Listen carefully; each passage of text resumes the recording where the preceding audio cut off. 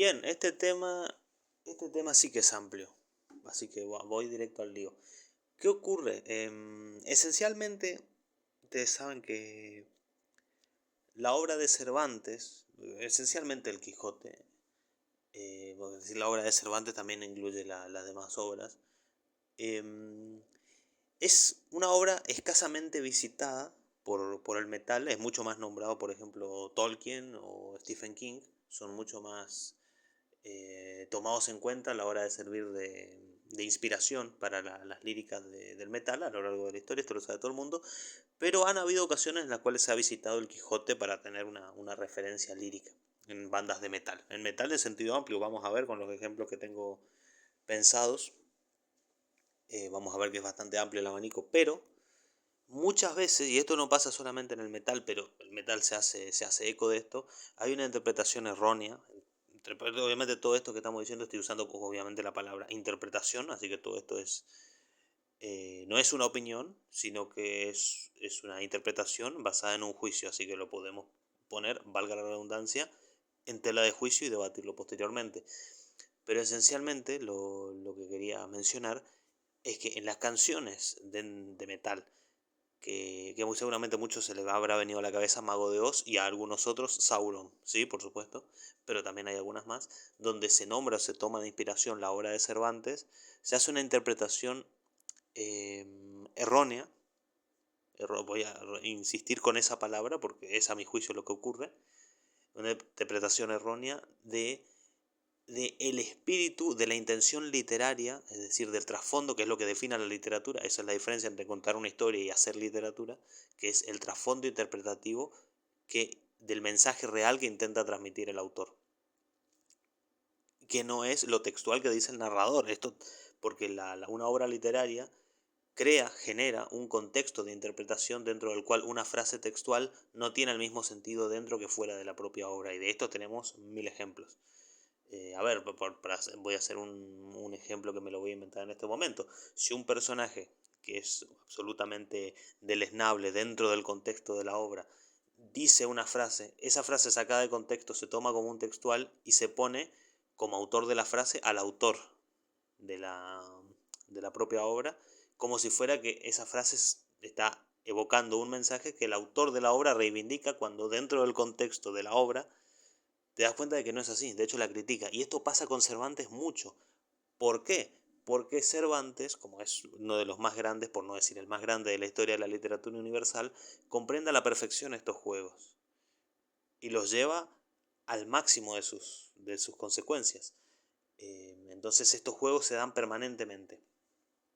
Sí, a ver, la literatura en general es un gran laberinto que tiene grandes despliegues de genialidad, dentro de los cuales, si no se lo sabe interpretar y si no se tiene las llaves y los códigos de interpretación de lo que se intenta decir, uno puede perderse, ahogarse o terminar con interpretaciones, vuelvo a la palabra y espero que no se lo tome mal, erróneas. Y uno de esos ejemplos podemos verlo acá. Iberian Wolf, para quienes no conocen Iberian Wolf, los pongo en contexto porque Iberian Wolf no es tan conocida como Mago de Oz, Sauron o Darkmoor, que posteriormente les voy a mencionar. Iberian Wolf es una banda de la escena del RAC, del RAC de España, muy de esa escena que es un punto medio dentro del cual conviven tanto bandas de heavy metal como bandas de thrash, como algunas de folk, con bandas de punk. Es la escena skinhead en sentido amplio, que no tiene características musicales definidas, aunque sí una línea ideológica muy muy clara. Iberian Wolf, a ver, comparte escena con bandas como Batallón de Castigo, Siete Muelles, o bueno, Estirpe Imperial, que es la más conocida de este movimiento. No vamos a entrar a debatir las cuestiones ideológicas, pero ya se estarán dando cuenta de cuál es la línea ideológica que siguen ellos. Que lo podemos después tomar con pinzas y debatirlo aparte, pero no es lo que vamos a hablar ahora. Pero sí es un gran ejemplo de cómo ellos toman la interpretación del Quijote, esta interpretación del Quijote como un luchador idealista, que es el único tipo, pese contrario a lo que uno cree, viene a ser desde esta interpretación, por supuesto, el único tipo cuerdo, el único tipo de palabra, el único tipo honorable que tiene una verdad en un mundo de falsedades y mentiras y engaños. Lo cual es efectivamente sí, es así. Entonces entrar dentro de esta interpretación que idealiza al Quijote, lo cual es curioso porque Cervantes toma al Quijote, y no olvidemos que el Quijote es un personaje creado por la locura, entre comillas, que después vamos a debatir si esa locura es tal, de Alonso Quijano. Pero bueno, etcétera. Eso es como una hipérbole de su ideal y llevada al extremo y puesta en el campo. En la canción que abre el disco Hasta el último aliento, por cierto, buen disco, por cierto, si lo quieren escuchar, es muy bueno. La primera canción, porque es la posterior al intro, que se llama El Quijote, valga la redundancia, va en esta línea, y lo que te dice, bueno, voy a leer unos versos de la canción, después búsquenla porque están bastante bien. Dice, por cierto, curiosidad sobre esta canción, utiliza una melodía que es la misma melodía que se utilizó es una canción, una composición musical que está en la serie animada del Quijote, que si la buscan en internet seguramente la van a poder, no sé si la van a poder ver completa, pero van a ver algunos fragmentos y van a poder escuchar la canción, y efectivamente rescata la misma melodía, lo cual es una muy muy buena referencia. Pero no, vine acá puntualmente a hablar de la letra y de la interpretación de la obra de Cervantes, pero como curiosidad menciono la cuestión de la cuestión musical. Dice, el honor es su estandarte y nunca se arrodillará.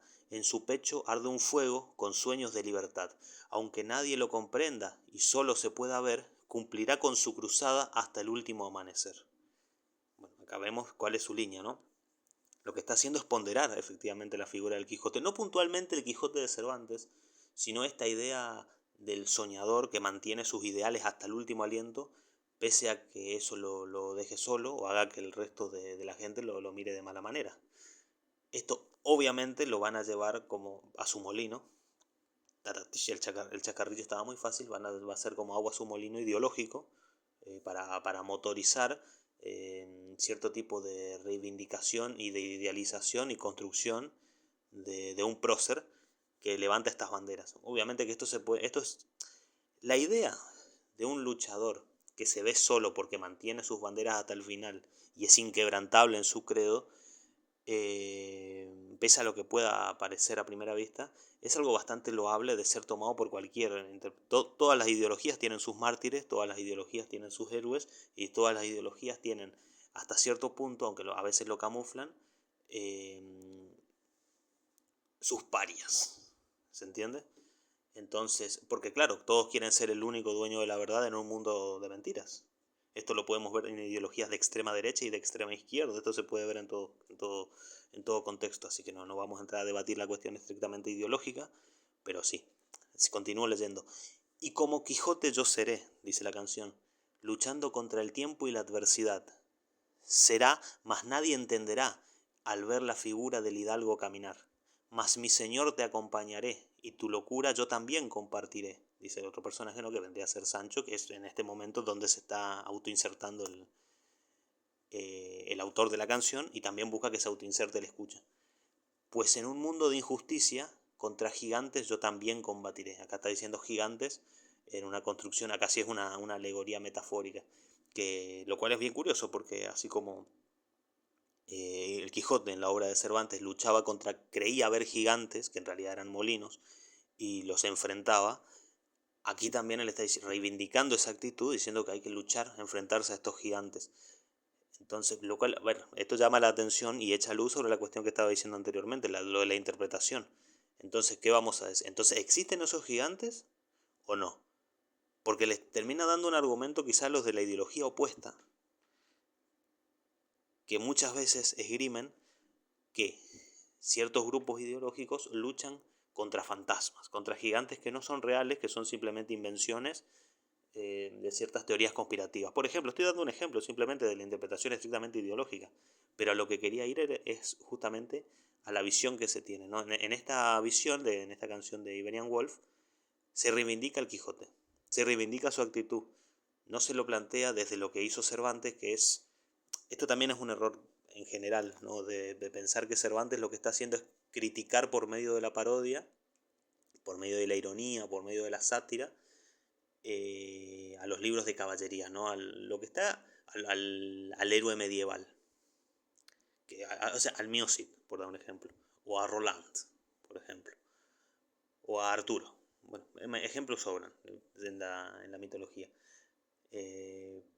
Los cantares de gesta en general. Cuando en realidad lo que está haciendo Cervantes es tomar como plataforma, como estructura superficial, una cuestión de una crítica a los caballeros y a esa visión idealizada del mundo, creando a su personaje, que es efectivamente un loco, que se monta en un personaje y llevando adelante los valores que aprendió en los libros de caballería, a los cuales no ha sabido interpretar dentro de su marco material real y sociohistórico, lleva adelante y comete las locuras que comete, ¿no? Que son, como acabamos de ver, interpretadas de una manera positiva por muchos, pero bueno, Cervantes lo pone, como dicen los españoles, lo pone a caer de un burro constantemente y a veces de manera literal. Entonces, no, igual, eso es un tema muy amplio, pero lo que ocurre es eso. Y como decía, no, Cervantes no está criticando las novelas de caballería, porque Cervantes más que nadie va a entender que eso es la expresión de un momento sociohistórico. Lo que está criticando Cervantes es el idealismo en general. Es esta cosa de crearse un personaje y de vivir de acuerdo a ideales excéntricos que no se condicen con el momento sociohistórico. Eso es lo que está criticando Cervantes. Es una crítica al idealismo, sí, efectivamente. Sí, sí. Y si esto le suena de internet, sí, porque efectivamente hay toda una línea de interpretación que va en este sentido. Que escapa, o más bien es un avance dentro de la línea que me consta es la que más se comenta en las academias, que es lo de la parodia. Lo de que Cervantes hizo una parodia. Lo cual es también muy curioso porque siempre se habla del Quijote como la primera novela moderna, como lo revolucionaria que fue a nivel literario, y al mismo tiempo se dice es una parodia, lo cual termina contradictoriamente pareciendo una limitación. Ok, es una simple parodia entonces esta obra que es tan trascendente. Bueno, en esta línea, en este sentido, la interpretación de que la construcción de Cervantes toma la estructura superficial de una crítica a las novelas de caballería para hacer en realidad una crítica a los idealismos es mucho más potente. Pero en fin, este sería el primer ejemplo que quería mencionar, el ejemplo de la canción de Iberian Wolf. Porque además es una cosa que se repite muchísimo. Esta visión del Quijote se repite incluso en personas que no son ni metaleras, ni literaras, ni seguidores de la literatura, ni cervantistas, ni nada parecido. Gente que conoce el argumento, o más bien la premisa de la historia del Quijote, y cree que es efectivamente eso, es un señor que tiene ideales inquebrantables y que pese a que el mundo lo juzga, él los lleva hacia adelante. Lo cual per se no tiene por qué ser algo positivo, esto hay que decirlo, depende de qué ideales se defienden y en qué contexto y cómo los lleva adelante, con qué línea moral. Por cierto, también esto te quería decir, esta frase puntual que está en esta canción, que es muy buena, por cierto, repito, que la escuchen, que escuchen el disco, escuchen a Iberian Wolf, porque vale muchísimo la pena.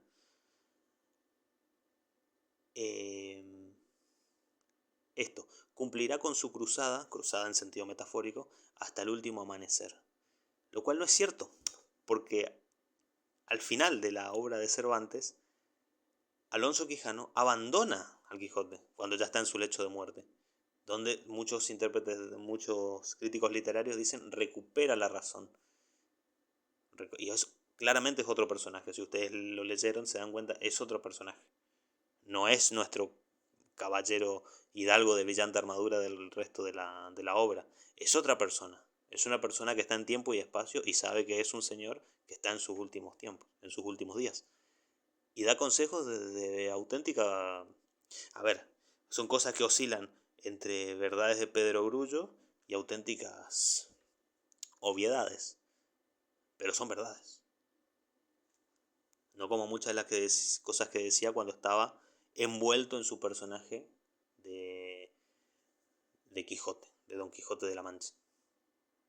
Pasemos a otro ejemplo.